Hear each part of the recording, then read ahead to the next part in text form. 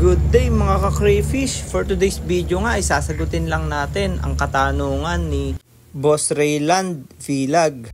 Ano daw ang pinapakain ko sa mga bagong hatch na craylings? At the moment, hindi ko muna sila pinapakain ng kahit ano. Nilagyan ko lang siya ng water lettuce, hyacinth at hornwort. Tapos bahala na sila kung ano ang gusto nilang kainin dyan. Pero yung mga feeds at saka isda, hindi muna ako naglalagay. Para iwas na rin sa ammonia at maging bloated sila sa overfeeding. Dito nga makikita nyo na yung hyacinth dito ay napakahaba ng mga ugat. Yan yung mga kinakain nila at saka yung mga tira-tira dyan sa baba ng mga mugmug na dating mga pagkain. At dito nga napansin ko may mga namamatay talaga pa isa-isa. So far hindi ko pa alam kung anong dahilan ng pagkamatay nila. Pero ngayon 3 na ang nakita ko.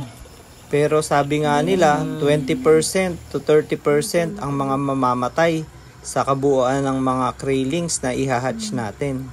Kaya iniisip ko baka isa lang to sa mga yon. Update ko kayo sa mga susunod na mga araw kung ano mangyayari sa kanila. So far so good. Kasi nakikita ko na masisigla sila. Ito muna ang update ko sa inyo ngayon. Please follow and subscribe.